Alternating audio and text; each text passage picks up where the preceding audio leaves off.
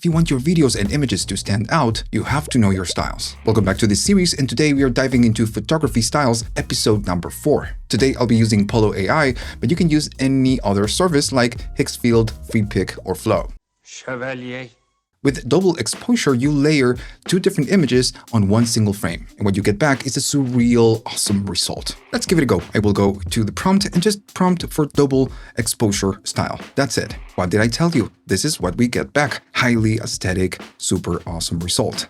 And I gotta say, this is one of my favorite techniques. Now, since you are layering, you need to provide what you are layering. You don't need to go crazy with the prompt, but you need to propose at the very least 2 little things. In this case is a wolf howling and snowy mountains. And I'm going to leave Nano Banana to do the rest for me. We get what we asked for, which is a wolf and then some snowy mountains. Still, this is good, but not that good. When you provide a more detailed prompt with what you want, you will be getting better results. For example, I'm gonna run this. I want the double exposure, of course, of a woman in a night city. But then I am providing more details about it, like the urban lights, surreal aesthetic, high contrast. So I'm just providing a little bit more. Oh, if you want the prompts I'm using right here in this video, comment prompt down below and I will send you the link. Once we get it back, we get this city lights and the woman's profile. And, you know, it's surreal, aesthetic, and we get just what we asked for. Alright, so movies. The intros of True Detective, the series, is a very good example of this technique. The season 1 and the 3, the other ones are just awful. Another example, which is a classic that you need to see, is Apocalypse Now. The intro of that movie uses this technique. Montage.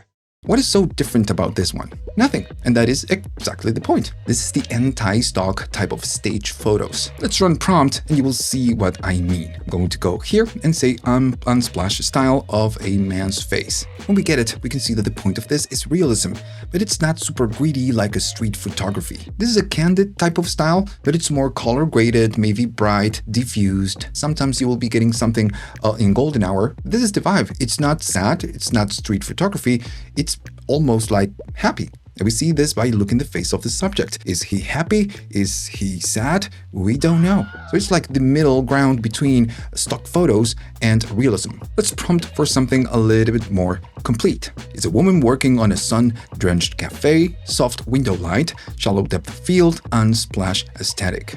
We get the woman just working, we have the soft, and everything just looks nice. And again, she's happy.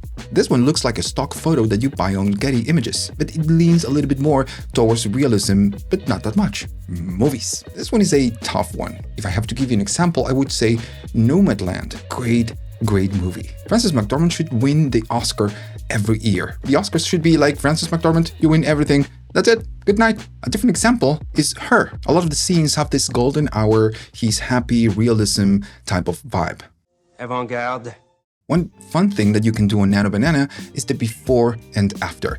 This is also called transformation. It's not a style, I guess, but it's fun. I'm going to prompt for something very simple. A skinny man before and after. And then we get the before and the after. You need to be a little bit more specific. Since I said skinny, the model is just assuming that I want this type of transformation. This could be anything like cars, houses, or cats. Now, the 50-50 is the classic before and after, but you do have other variations. For example, a stray cat, diagonal wipe, before and after style. You can also say transformation style, that will work too.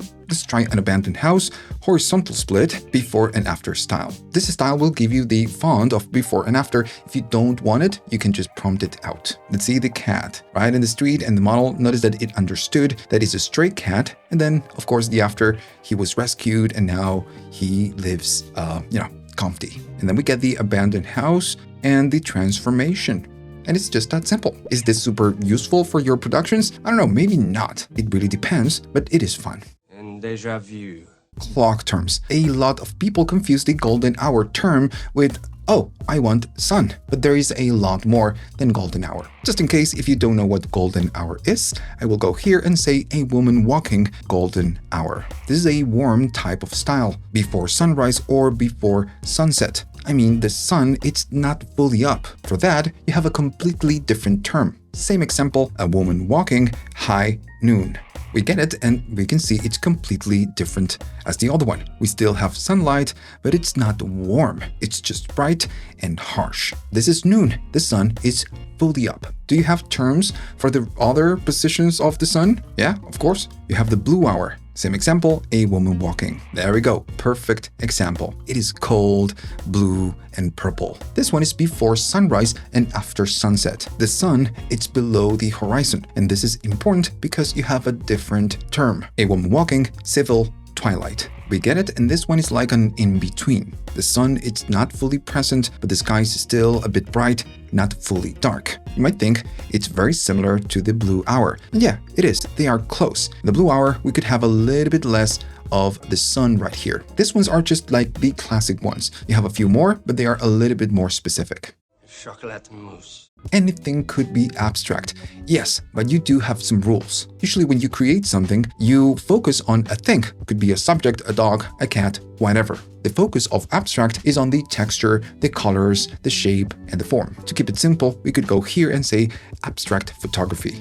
The thing is that this could be a lot of things. We are not being very specific. We could get anything. And I guess that's the point. We get it back with a combination of, let's say, liquid and different colors. This is fun, but we can prompt for something a little bit more specific. One of my favorites is a geometrical type of shape. For example, I want a photography of a concrete staircase with a long angle perspective and very clear lines. While this one is going, I gotta say that you will love this shot. We get it back, and this is what I wanted. Concrete staircase, which is, very cold, but we have this artistic, abstract type of style, especially with all the different lines and shapes. You can use anything for this, like textures, fabrics, liquids, whatever. To finish with a bank, I want oil, water, macro textures, and then a little bit of depth of field. There you go. Now you have a screensaver. And I love this style because you can throw anything at it and just get something creative. All right, so movies. You have a ton of movies because this is a resource. But if I have to name a modern one,